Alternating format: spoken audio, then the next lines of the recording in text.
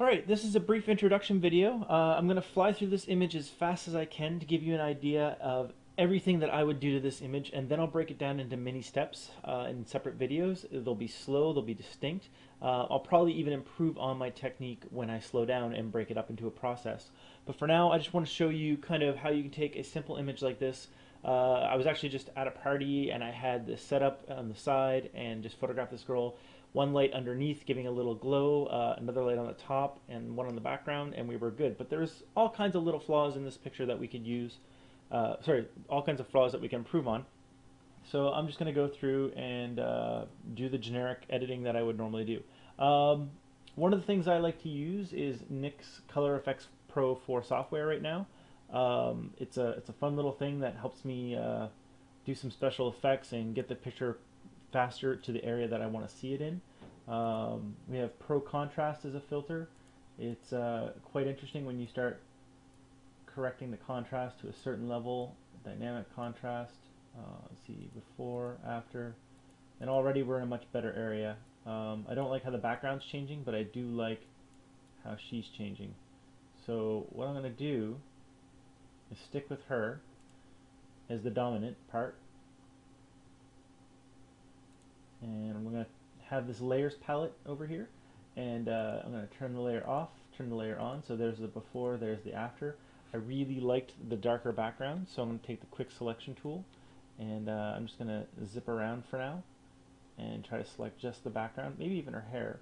I'm going to feather that selection. I'm going to mask it out and turn off, on, off, on. So her face is still as bright as it should be. And I kind of like that. So layers, flatten image. I'm going to grab this quick selection tool again. I'm going to grab around to the body, and I'm going to copy and, I'm going to feather that first. Copy and paste it to a second layer, which you can see is right there.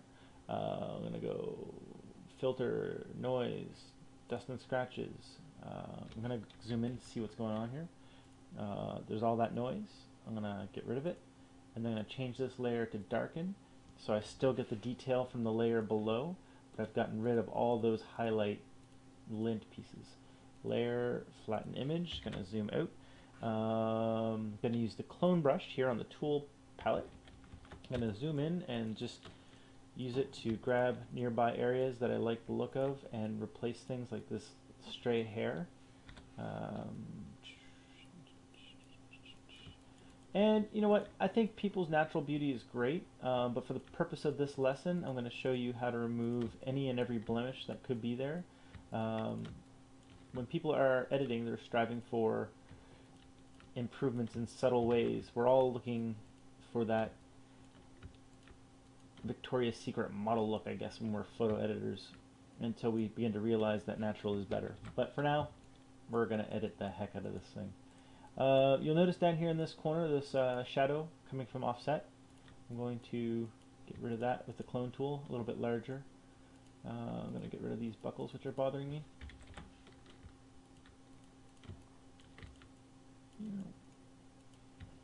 This is my overall view for improving a photo from the initial capture. It's not meant to be a set standard for the industry. It's just the length to which I go before I deliver an image to a client if they've requested such retouching.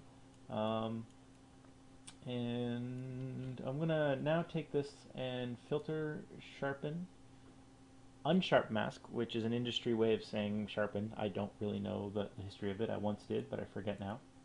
And you'll notice, especially here, how when I turn it off and on, and I'll bump it up a bit, how the shine, the highlights in the hair really pop out. But if you over sharpen, things can look a little unnatural, so I like to keep it subtle. And now that I've done this, I'm going to zoom out, and there was one more thing. Oh, you know what?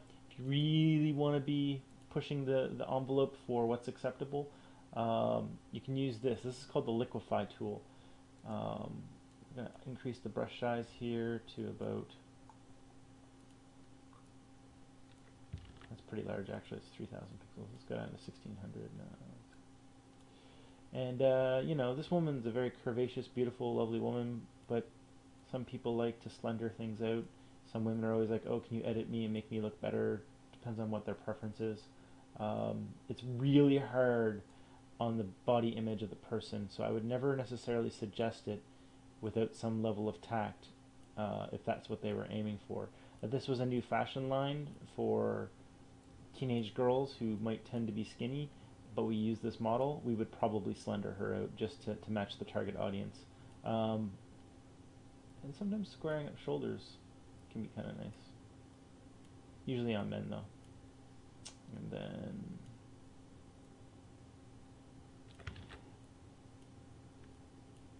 there's some simple tools here. I mean, you can use a bigger brush here, and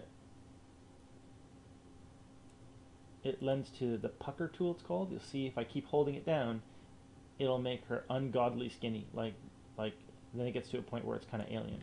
But if you do it in subtlety, and then if you want to be really misogynistic and or someone asks for this, you can use the bloat tool, increase bust size. I mean, these are all just things you can consider doing. So here's the before Liquify, here's the after.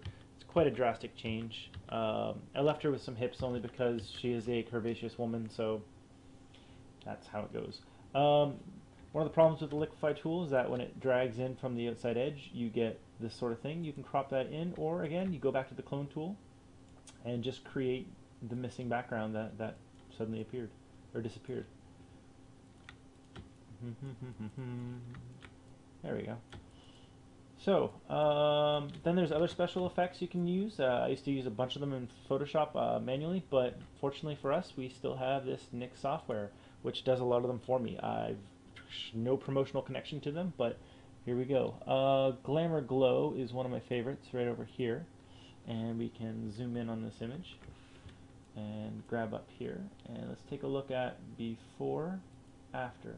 Before, after. You'll notice in the cheeks and the jawline and under the chin, a lot of the skin texture, there's uneven. I wouldn't call her blotchy whatsoever, but there is a natural blotchiness to everyone, and in this case, we're actually removing it with the glow. It kind of softens things up. And if this was color, we would be able to warm the glow or darken the glow. Or actually, we can add some color tone now, but I'm not going to. So let's take a look at how far we want to take this. So that gets kind of into an infrared realm. We're going to go back to the original and then push it until we are happy. Now the good thing about NYX Color Effects Pro is I'm going to click OK, and it's going to create it on a separate layer. And earlier I was using the darken and lighten functions, and I'm going to use them again. Let's try darken. Okay, so when I choose darken, what happens is all the shadows go soft and glowy, but the light tones like on the skin stay the same. But if I choose lighten, all of the dark tones stay the same and only the skin tone lightens. So what we have now is a choice between, I'm going to duplicate this layer, and then I'm going to hide it. This is the copy up here. I'm going to put that to darken. So you have a choice between this and that. This and that. Is it possible to do both? Well, yes. I like this one. So what I'm going to do is go layer, flatten image, discard the hidden layer. I'm going to zoom in a little bit more. Now what I noticed was the eyes get a bit darker. I'm going to take the dodge tool.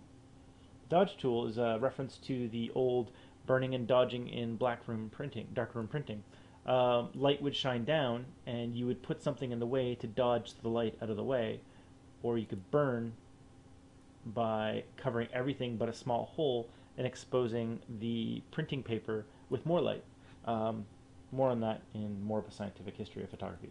But we're going to lighten this eyeball up. Don't want to go too far or it'll look kind of freaky.